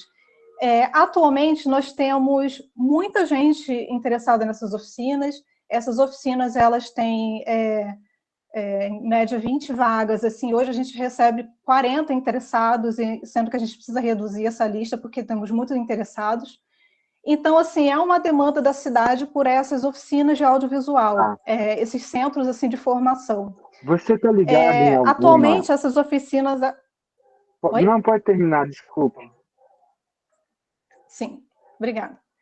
Então, assim, nós temos visto essa demanda por essa formação, esse público que muitas vezes não é nem do audiovisual, mas tem pessoas interessadas no assunto, que acham interessante. Deixa eu lá fazer essas oficinas de dublagem porque eu acho interessante, assim. E, às vezes, é uma oportunidade de despertar isso na pessoa para que ela busque seguir nesse caminho, né? Mesmo que não seja sua área de atuação no momento. Essas oficinas acontecem porque nós temos uma parceria com o governo do estado, sendo que o governo do estado pode interromper essa parceria, a gente não vai ter mais essas formações aqui na cidade. Então, eu acho que um ponto que poderia entrar, né, nesse plano seria ter uma agenda de oficinas aqui na cidade, oferecidas pelo município, que contemple essas áreas do audiovisual. Ou um laboratório de audiovisual que que tenha Laboratório também. toda essa aí ao redor, todas as profissões que cabem em audiovisual, dublagem, Exatamente. eletricista, cameraman, enfim, né? É o que eu ia perguntar, Michele. Você não acha que talvez o Mistal poderia ser um laboratório do laboratório citado pelo Dan, né? Era aí que eu queria chegar. Então tá bom. Então estamos criando pontos de sinergia.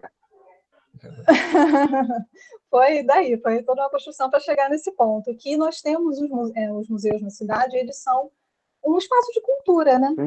E a gente presta um serviço à sociedade. Por isso que eu acho que todos os assuntos contemplados na cultura podem serem feitos em parceria com o museu. Então, o Museu da Imagem do Som, sim, Michele? eu acho.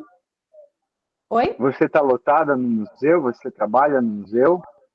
Sim, eu sou museóloga e trabalho na área de museus, né? E você, a área de museus é a área da Secretaria de Cultura que cuida de todos os museus municipais. Você é servidora pública, então? Desculpa, não entendi. Você é servidora pública? Sim, sou servidora pública. Legal. Então, esse é meu ponto, assim, né, que eu acho que o Mistal pode se concentrar esse centro de formação, esse laboratório, né, para desenvolver, não só para ensinar, mas para desenvolver. Assim. Então, eu acho que pode ser feito um investimento assim, nesse sentido.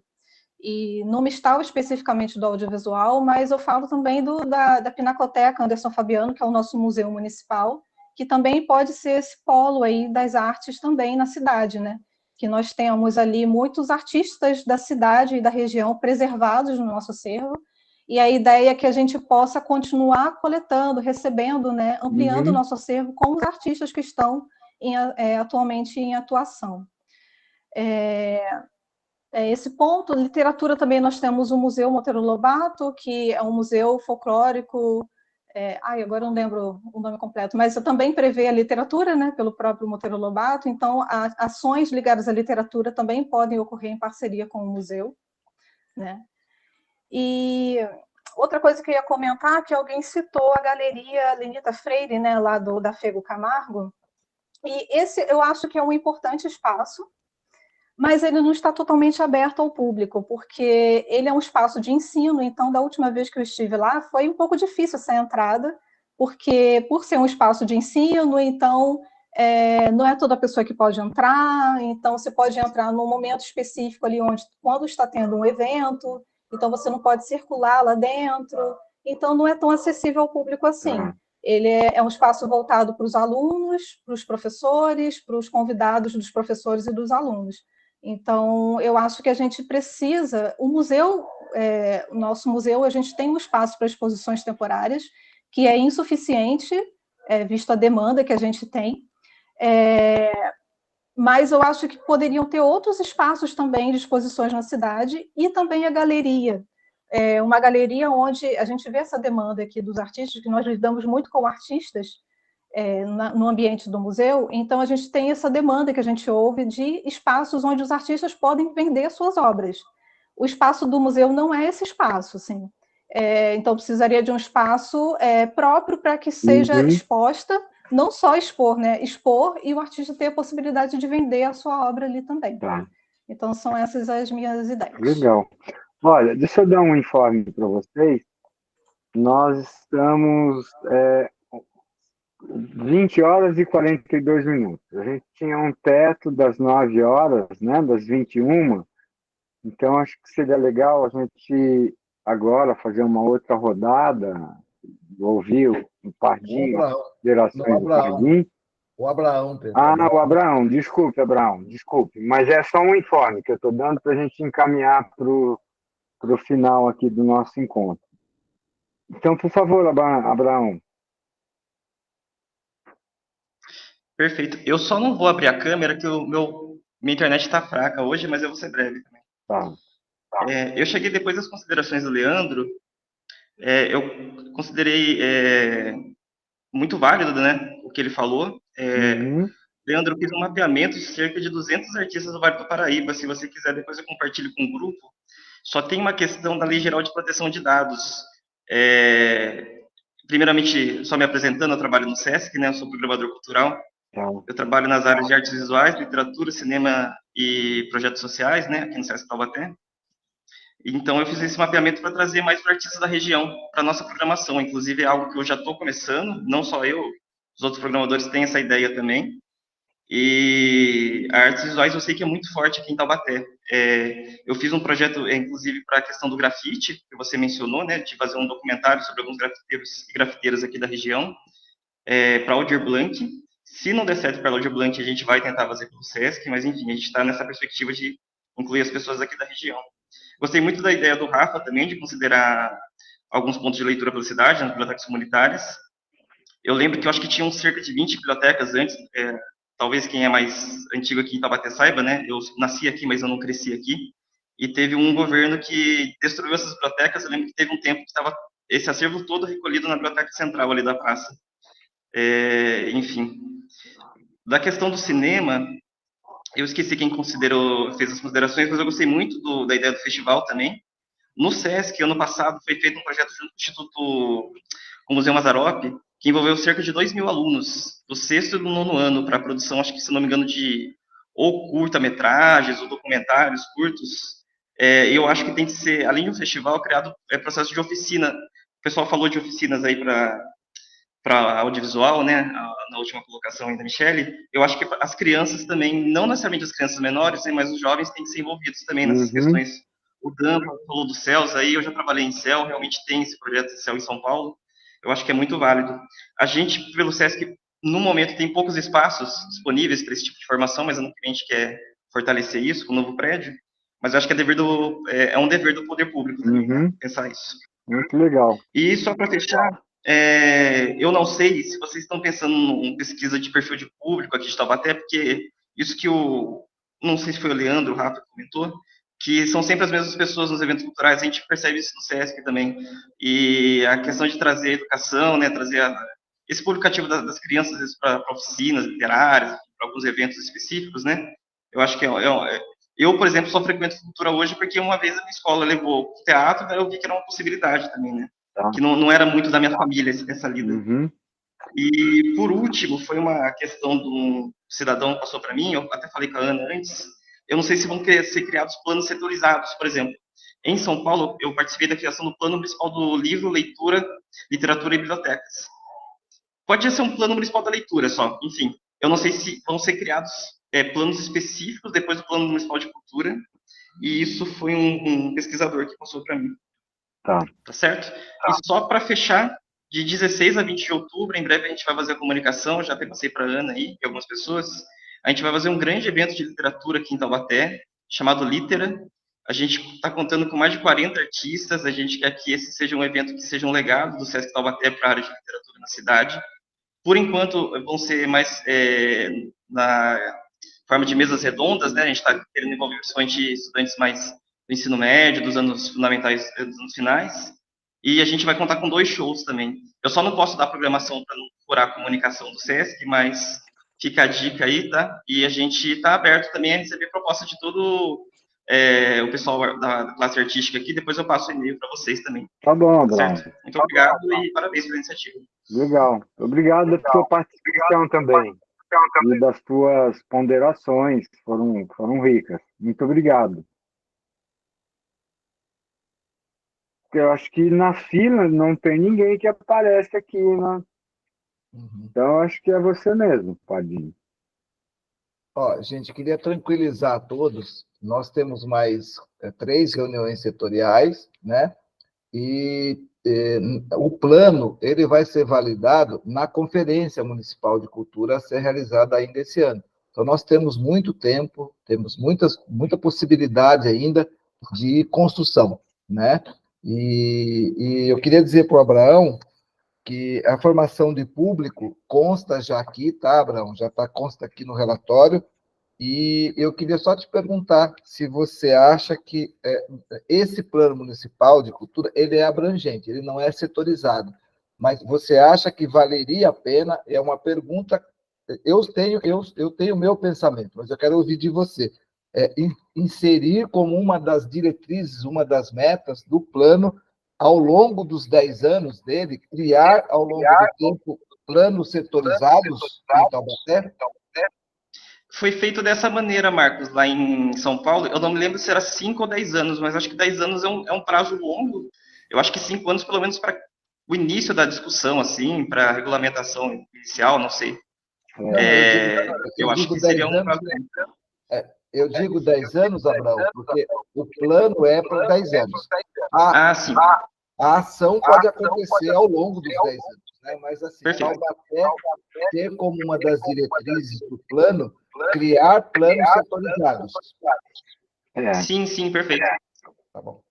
E acho que considerar aí também, acho que é um recado para o Abraão. Abraão, nós temos 3 Google Forms circulando no município, e está no site da prefeitura, a Natália pode falar melhor.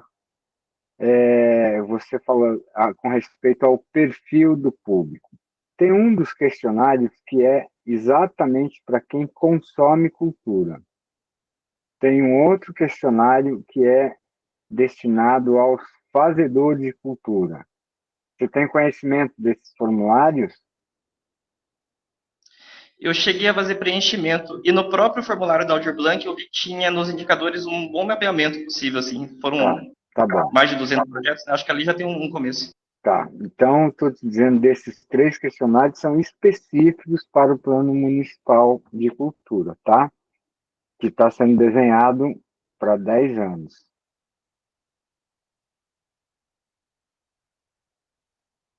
Alguém mais quer se manifestar? Ó, eu estou com um vasto material aqui, tá? Pedro, Natália, Fernando, não sei se o Fernando ainda está aí. Estou com um vasto material aqui, tá? As anotações. Eu aprendi, eu fui jornalista, repórter por um longo tempo, e quando eu comecei como repórter, Natália, Pedro, eu não tinha gravador suficiente para mim. Então, eu ia fazer as entrevistas e eu era obrigado a usar a memória depois. Então, eu anotava. Eu criei o hábito de pegar as anotações de uma maneira muito ágil. Então, eu uso isso desde 1984. Do tipo que depois só você entende, né? Parece taquigrafia. Tá aqui, o Abraão levantou a mão e o Leandro, acho que foi da fala que vocês falaram agora ou não? Eu levantei sem querer, desculpa, já baixei. Tá bom. Então tá bom. Leandro levantou a mão, né, Leandro? Fala aí, Leandro. Pedro e Marcos, pessoal do Instituto Ideia, só tenho uma dúvida.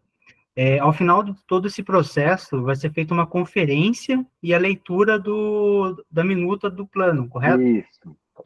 Nós vamos receber uma cópia dessa minuta com alguma antecedência? Sim. Ou vai ser na conferência mesmo? Não, vocês estão participando do processo todo. Não é nada de surpresa, não vai ser de sopetão nem de surpresa. Tá? Mas eu digo para a gente ter por exemplo, quando o documento estiver pronto, ele vai ser apresentado apenas na conferência, né? Ele não vai ser disponibilizado antes. O que o Padinho está falando é o contrário. O que nós vamos fazer agora? Nós estamos fazendo essas reuniões setoriais, nós estamos fazendo as visitas de campo nos bairros. Todas essas informações a gente está, no primeiro momento, compilando. Depois de compiladas, a gente vai sistematizar, que é o que o Padinho está falando aí. Uma vez sistematizadas, a gente tem uma estrutura, tem um corpo estrutural do que vai vir a ser o documento. Este documento estruturado, nós vamos compartilhar entre todos, e aí já com certo encaminhamento. Aí não cabe mais discussão técnica, nós vamos discutir. Vocês vão fazer os apontamentos que vocês acham que deve permanecer ou não permanecer. Então, a gente já chegou num denominador comum, né? Olha, afinamos esse texto aqui. Então, abrimos para todos nós. Isso aqui cabe, isso aqui não, isso aqui está repetindo a mesma coisa que o anterior, então vamos suprimir. Eventualmente, nossa, e aí, a partir daí, é que a gente vai fazer uma minuta. Perfeito, era essa a minha dúvida. Obrigado. É como o Padinho falou, todos estamos envolvidos no processo de construção. Legal, obrigado. Legal? Falei errado ou falei certo, Pardinho? Não, tudo corretíssimo. Não tem por que um plano municipal não ter a participação social, o maior possível. Então, Fernando está ainda aí, não? Ô, Pedro? Não sei. Ele saiu para atender uma ligação e acabou não voltando mais. Então, Natália, por favor, faça as considerações em nome do secretário, por favor. Gente, eu agradeço muito pela reunião de hoje, foi ótimo ouvir todos vocês. Amanhã a gente continua.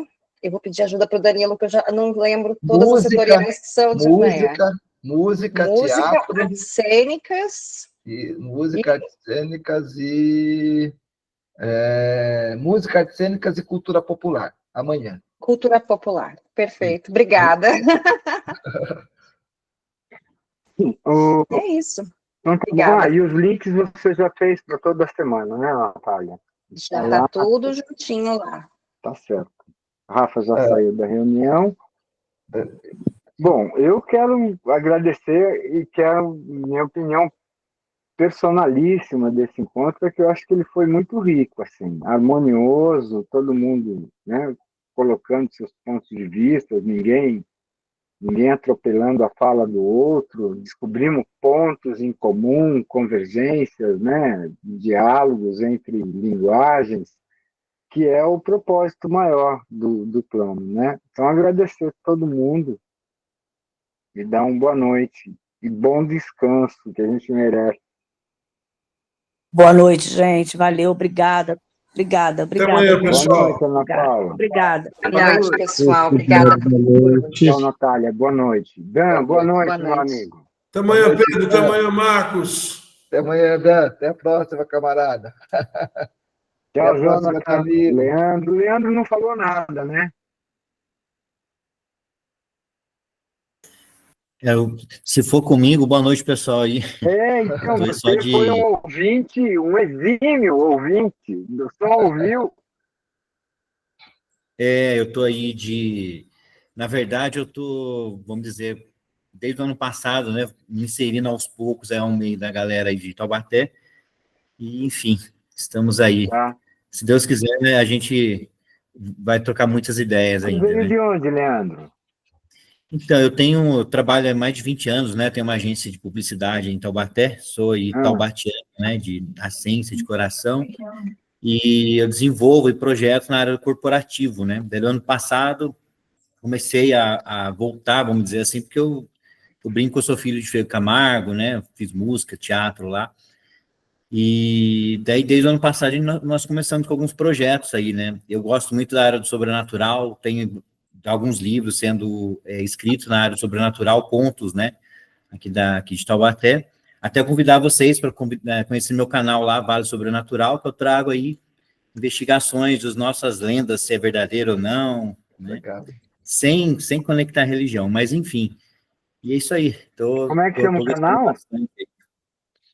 Sim, então, eu acho que está sendo um sucesso muito grande, já atingiu mais de 2 milhões de pessoas pelo Brasil, porque tem vários contos aí, até da Cora Coralina, vários escritores que se conectam com as nossas histórias, né?